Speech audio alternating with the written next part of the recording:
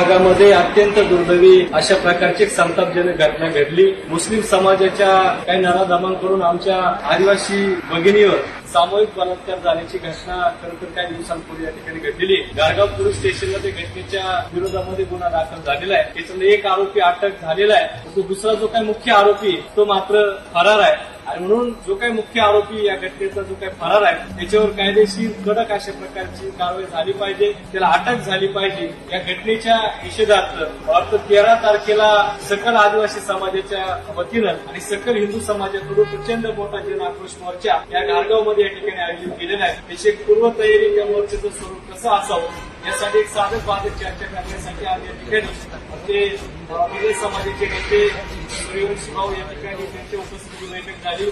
आमच्या पठार भागातील शिवसेनेचे उपाध्यक्ष भोर साहेब या ठिकाणी आहे, त्यांच्या उपस्थितीत बैठक झाली।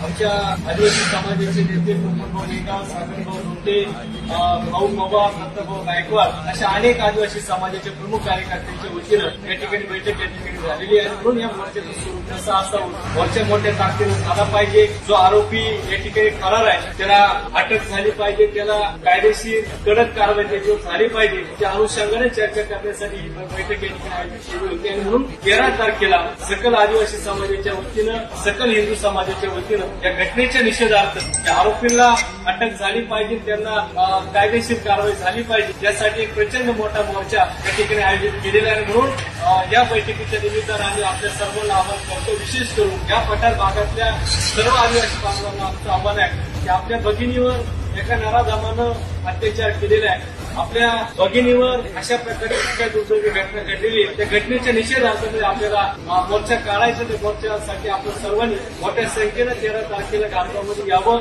आपल्या बहिणीला न्याय मिळवून देण्यासाठी, आपल्या बहिणीला सुरक्षित ठेवण्यासाठी, आपल्या बहिणीच्या आधारासाठी, तिला न्याय देण्यासाठी आपल्या सर्वांना रस्त्यावर यावं लागेल। मोर्चा काढल्याशिवाय पर्याय नाही। आता जर आपण शांत जर बसलो तर परत अशा प्रकारच्या घटना दुर्दैवाने घडत राहत नाही। म्हणून त्या व्यक्तींकडून अशा प्रकारची घटना घडलेली त्यांना माफ करता कामा नये, त्याच्यावर कारवाई झाली पाहिजे। म्हणून त्यांना अटक व्हावी, त्यांच्यावर कारवाई व्हावी यासाठी 13 तारखेला जो मोर्चा आयोजित केलेला आहे त्या मोर्चासाठी आपण सर्वांनी या दिवशी आपल्या बहिणीसाठी आपण सर्व रस्त्यावर यावं अशा प्रकारचं आव्हान आपल्या सर्वांना करतो। धन्यवाद।